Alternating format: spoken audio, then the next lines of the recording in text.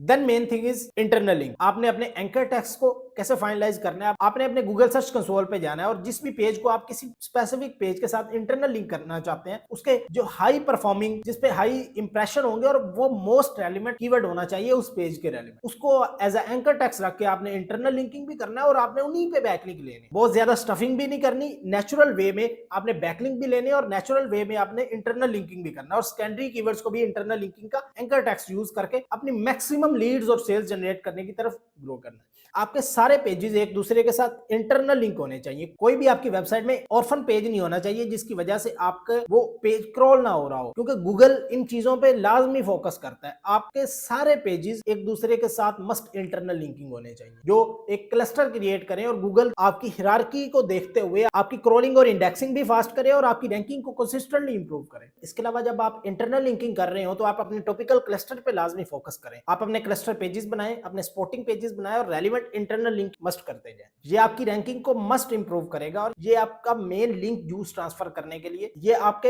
Home page से all services pages को और ब्लॉग पोस्ट को लिंक जूस ट्रांसफर करने के लिए बहुत इंपॉर्टेंट फैक्टर है। इसके अलावा आपने अपने यूआरएल स्ट्रक्चर पे लाजमी फोकस करना। आपकी यूआरएल मस्ट बी क्लीनेबल और डिस्क्रिप्टिव होनी चाहिए। आपके यूआरएल से ये डिस्क्राइब हो रहा होना चाहिए कि आपका पेज किस बारे में है, ना कि आप 1 2 3 यूआरएल में राइट कर देंगे वो और कुछ भी डिस्क्राइब ना हो रहा हो कि इस वेब पेज पे क्या राइट हुआ है। इसके अलावा आपकी कीवर्ड रेलेवेंस लाजमी होनी चाहिए यूआरएल में भी और आपके वेबसाइट के स्ट्रक्चर में भी, उस तरह कि आपकी क्रॉलिंग और इंडेक्सिंग भी फास्ट हो और आपकी रेलेवेंस की वजह से गूगल आपको मैक्सिमम रैंक करे।